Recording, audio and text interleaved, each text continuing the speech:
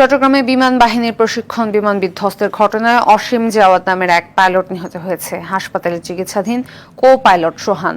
সকালে বিমান বাহিনীর ইয়াক 130 প্রশিক্ষণ বিমানটি ওড়ার সময় পেছনের অংশে আগুন লেগে কর্ণফুলী নদীতে আছড়ে পড়ে। এ সময় প্যারাশুটে করে বিমান থেকে বের হওয়ার সময় আহত হয় 2 পাইলট। বিধ্বস্ত বিমানটি উদ্ধার অভিযান চলছে।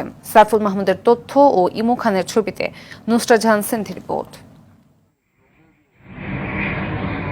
এটি কোনো সিনেমার দৃশ্য নয়। চট্টগ্রামের পতেঙ্গার বোট ক্লাব এলাকায় ঘটে এমন লোমহর্ষক ঘটনা।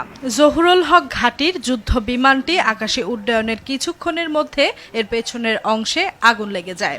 এক পর্যায়ে কর্ণফুলী নদীতে আছড়ে পড়ে বিমানটি।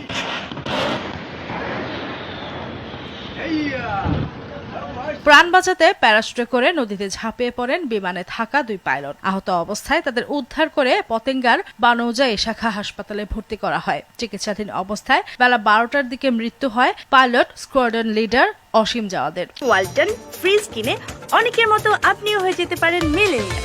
সেরা পণ্যের সেরা অফার। Co pilot wing commander Sohan চিকিৎসাধীন আছেন। অনেক জোরে একটা আওয়াজ হয়েছে, বিস্ফোরণের মতো একটা আওয়াজ হয়েছে হেলিকপ্টারের। আওয়াজ হওয়ার সাথে আমরা উপর দিকে তাকাইছে দিতেন, এখান থেকে 2টা প্যারাশুট দিয়া মানুষ নামার দিকে ফুটতেছে। ফরার সাথে সাথে কিছুক্ষণ মাছ বরাবর ফুটছে, বিমানটাও ফুটছে, ফরার সাথে সাথে বিমানটাও ডুবে গেছে। 2 সাইড দিয়ে 2টা লোক বাইরে আইছে প্যারাশুট দিয়া, একটা ডাইন সাইড দিয়ে একটা বাম সাইড দিয়া।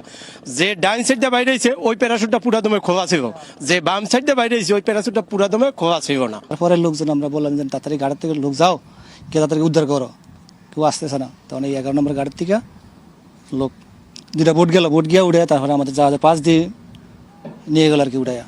এদিকে বিধ্বস্ত বিমানটি কর্ণফুলী নদীতে তলিয়ে গেছে। সেটি উদ্ধারে কাজ করছে নৌবাহিনী ও দমকল বাহিনীর ডুবুরি দল সহ বন্দর কর্তৃপক্ষের কর্মীরা। নেভির যে একটা সোলার মেশিন আছে, যেখানে নেভির অফিসার আমাকে যেটা বলছে, সোলার মেশিনটা আসলে ওই সোলার মেশিন দিয়ে ওটাকে আইডেন্টিফাই করবে। আইডেন্টিফাই করার পর ওদের আমাদের ডাইভিং টিম নেমে ওইটাকে শনাক্ত করে তারপর ওটা টেনে নিয়ে আসবে।